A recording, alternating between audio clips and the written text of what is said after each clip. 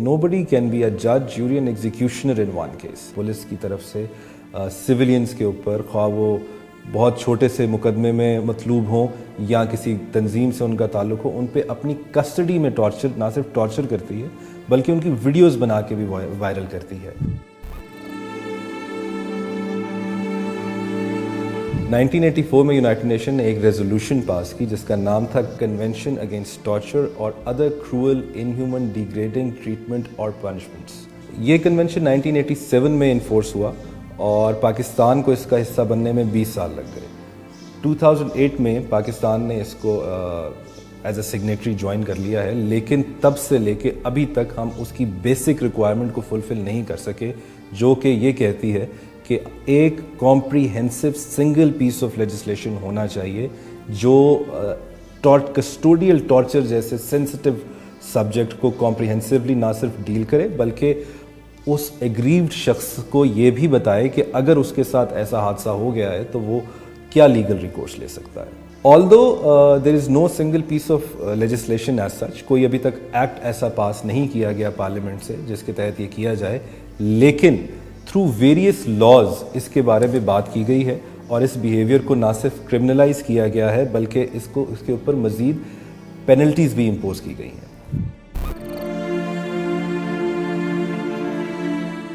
First and foremost, Constitution of Pakistan का Article 14 is extremely important, which says dignity of a natural person cannot be violated, और इसका second part कहता है कि no torture can be inflicted on anybody for the purpose of extraction of evidence। अब इस two-fold article को जब हम analyze करते हैं तो हमें मज़ीद पुलिस रूल्स 2002 का मुताला करना पड़ता है। Article 156D of the police rules मना करता है पुलिस को इसकी कोई इजाज़त नहीं कि वो किसी भी शख्स को जो कि उनकी कस्टडी में मौजूद हो किसी किस्म का फिजिकल टॉर्चर दे सके, और अगर वो ऐसा करता है तो उसके ऊपर ना सिर्फ फ़ाइन की सज़ा दी जा सकती है, 5 साल तक इम्प्रिजनमेंट भी उसको दी जा सकती है। लेकिन पुलिस रूल्स 2002 में अभी मज़ीद बहुत इम्प्रूवमेंट्स की ज़रूरत है, जिसमें सिर्फ सबसे बड़ी बात तो ये है कि इसमें टॉर्चर की डेफिनेशन ही मौजूद नहीं है। अब क्योंकि डेफिनेशन मौजूद नहीं है, इस वजह से इसके अंदर ये डिस्टिंग्विश भी नहीं किया जा सकता कि मेंटल और फिज़िकल टॉर्चर में क्या फ़र्क है और इन दोनों सूरत हाल में कानून क्या रास्ता इख्तियार करेगा। सेकेंडली, आर्टिकल 14 के part A which says dignity of the person can not be violated, इसको जब मज़ीद एक्सटेंड किया गया है पार्लियामेंट के थ्रू, तो prevention of electronic crimes act के सेक्शन 20 के अंदर इस चीज़ को क्रिमिनलाइज किया गया है कि आप किसी की भी कोई भी ऐसी वीडियो या कोई भी ऐसा मटेरियल पब्लिक नहीं कर सकते जिससे बनाने वाले को ये पता हो कि जिसकी वीडियो बनाई जा रही है उससे उसको कोई नुकसान पहुंचेगा। यहाँ पर इस चीज़ को डिस्टिंग्विश नहीं किया गया कि क्या ख्वाह वो नुकसान कोई माली होना चाहिए या वो नुकसान कोई रेपुटेशन का नुकसान भी हो सकता है। पुलिस रूल्स जैसा कि नेम इसके नाम से सजेस्ट होता है, it only applies to police, rest of the law enforcement agencies are excluded from it.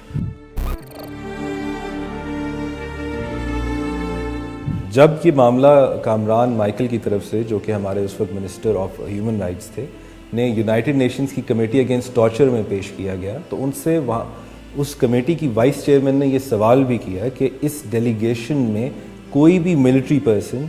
या इंटेलिजेंस एजेंसी का शख्स क्यों शामिल नहीं है जिनका एक बहुत इंपॉर्टेंट रोल होगा इस लॉ के इम्प्लीमेंटेशन के लिए। At the moment there is a bill pending before the parliament which is called torture and custodial death prevention and punishment bill 2020। ये बिल शेरी रहमान साहिबा की तरफ से पेश किया गया है, लेकिन अभी तक दोनों ऐवानों में से इसको पास नहीं किया गया। Although functional committee of the senate ने इसके ऊपर अपनी रिपोर्ट भी फरवरी 2021 में पेश कर दी है। बज़ाहिर तो ये bill is a step in a right direction, क्योंकि इसके अंदर टॉर्चर की एक कॉम्प्रीहेंसिव डेफिनेशन प्रोवाइड की गई है which is also in line with the definition provided under the convention. इस साल भी पाकिस्तान ने